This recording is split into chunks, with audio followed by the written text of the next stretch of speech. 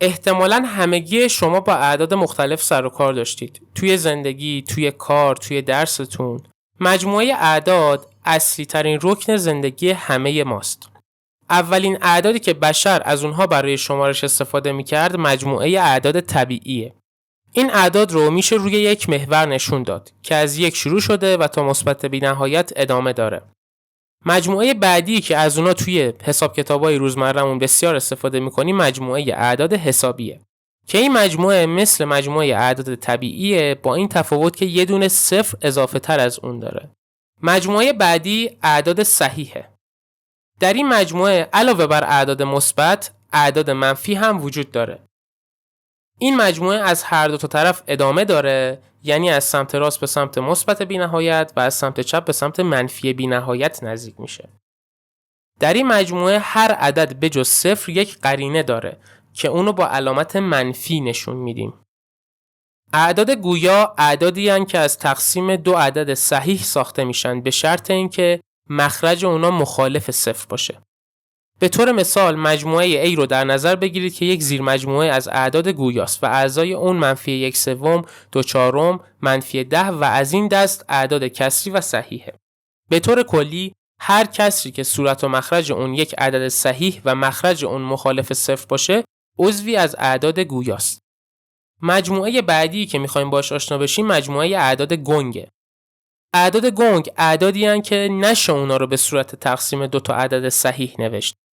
به طور مثال مجموعه A رو در نظر بگیرید که یک زیر مجموعه از اعداد گنگه و اعضای اون شامل اعدادی مثل منفی رادیکال 3، عدد پای و عدد نپریان و از این دست اعداده که در رابطه با اونا توی آینده بیشتر صحبت میکنیم.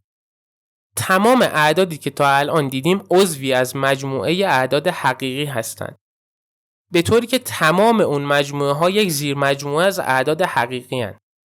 اجتماع دو تا مجموعه اعداد گویا و گنگ مجموعه اعداد حقیقی رو میسازند، به طوری که هر نقطه روی محور اعداد حقیقی نمایانگر یک عدد یا یک عضو از این مجموعه هاست. میتونیم مجموعه اعداد رو با توجه به بزرگی اونا با همچین نموداری نشون بدیم. یه دونه مثال برای درک بهتر مطلب با همدیگه حل کنیم. اعداد زیر رو روی محور اعداد نشون بدیم. ابتدا محور اعداد رو میکشیم و نقاط روی محور رو مشخص میکنیم.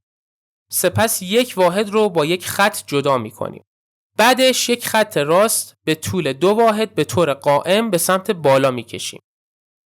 ضلع سوم رو میکشیم که وتر یک مثلث قائم الزاویه است. با استفاده از رابطه فیثاغورس اندازه ضلع سوم یا وتر رو به دست میاریم که همون رادیکال 5. برای نشون دادن عدد 3/4 روی محور بین اعداد رو به 4 قسمت مساوی تقسیم میکنیم. سپس 3 قسمت از 4 قسمت رو انتخاب میکنیم و با یک خط راست نشونش میدیم. مجموعه اعداد صحیح ناحسابی رو نشون بدیم. برای این کار باید اعضای مجموعه اعداد حسابی رو از مجموعه اعداد صحیح برداریم. اعداد منفی 1 تا منفی بی‌نهایت باقی میمونن که همون مجموعه اعداد حسابی هن.